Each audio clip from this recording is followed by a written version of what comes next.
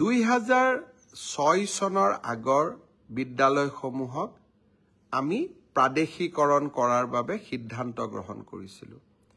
কিন্তু প্ৰাদেশিকৰণ সিদ্ধান্ত কৰিবলৈ যাওঁতে সেই সময়ত কিছু লোকৰ আক্ষেপ থাকি গৈছিল যে কেইটামান চৰ্ত পূৰণ কৰিব নোৱাৰাৰ বাবে তেওঁলোকৰ বিদ্যালয়সমূহ প্ৰাদেশিকৰণ নহলগৈ। মই যোৱাকালিৰ কেবিনেটত আমি সকলোৱে লগ লাগি এটা সিদ্ধান্ত লৈছোঁ যে প্ৰাদেশিকৰণৰ বিষয়টোত আকৌ এবাৰ দৃষ্টি নিক্ষেপ কৰিবলৈ 20 জন ছাত্ৰ লাগে, কাৰোবাৰ ছাত্ৰ 19 জন আছিলে। 2006 চনৰ প্ৰতিষ্ঠাৰ আগৰ প্ৰমাণ লাগে, কিন্তু বসুন্ধৰা নাথাকাৰ কাৰণে মাটিৰ পাত্তা পোৱা নাছিলে। কাৰোবাৰ কোৱালিফিকেশ্যনৰ লগত সেই সময়ত তেওঁলোকৰ কোৱালিফিকেশ্যন নাছিলে, পৰৱৰ্তী সময়ত কোৱালিফিকেশ্যন আয়ত্ত কৰিব পাৰিলে। যিসকল লোক সৰু সৰু ভুলৰ কাৰণে বাদ পৰি গৈছিল তেওঁলোকক প্ৰাদেশিকৰণৰ আওতাত আনিবৰ বাবে শিক্ষামন্ত্ৰী ৰণোজ পেগু, কেশৱ মহন্ত আৰু জয়ন্ত মল্ল বৰুৱাক লৈ আমি এখন কমিটি কৰি দিছোঁ, যাতে কমিটিখনে আমাক উপযুক্ত পৰামৰ্শ দিব পাৰে আৰু মানৱীয়তাৰ দৃষ্টিভংগীৰে আমি অন্তত কিছু লোকক সহায় কৰিব পাৰোঁ। তেনেকে যোৱাকালিৰ কেবিনেটত আমি আৰু এখন কমিটি কৰি দিছোঁ। মন্ত্ৰী অজন্তা নেওগ আৰু মন্ত্ৰী পীযুষ হাজৰিকা আৰু ৰণোজ পেগুক লৈ পেলাই। এই কমিটিখনেও লগত মন্ত্ৰী অশোক সিংঘালো থাকিব।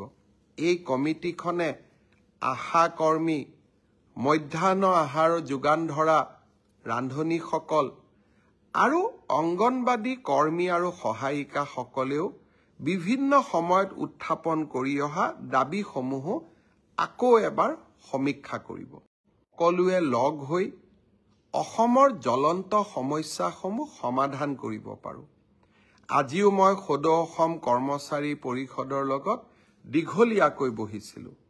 ৰাজ্যৰ ফিক্স পে, কেজুৱেল কৰ্মচাৰীসকলে ভোগ কৰি থকা বিভিন্ন অসুবিধাৰ কথা তেওঁলোকে মোৰ দৃষ্টিগোচৰ কৰিছিল। কেইবাটাও আমি সিদ্ধান্ত লৈছোঁ এই কৰ্মচাৰীসকলকো সহায় কৰাৰ বাবে।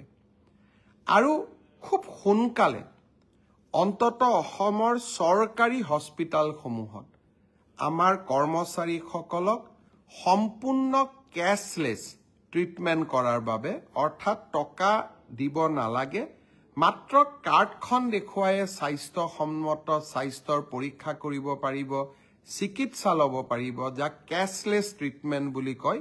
ৰাজ্যৰ চৰকাৰী কৰ্মচাৰীসকলৰ কাৰণে এই কেছলেছ ট্ৰিটমেণ্টৰ ব্যৱস্থা আমি চৰকাৰী হস্পিটালসমূহত প্ৰণয়ন কৰাৰ বাবে আমি সিদ্ধান্ত লৈছোঁ।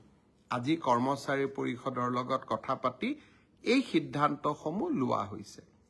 আপোন ঘৰ আঁচনিত এসময়ত 15 লাখ টকা হাউচিং লোন লোৱা হৈছিলে। এতিয়া বহুত কৰ্মচাৰীয়ে বিচাৰিছে যে আপোনালোকে যিহেতু নতুনকৈ 30 লাখ টকাকৈ ঋণ দিয়াৰ ব্যৱস্থা কৰিছে, আপোন ঘৰত আমিও ঋণ ল'ব পৰা ক্ষমতা আৰু 15 লাখ টকালৈকে বৃদ্ধি কৰি দিয়ক।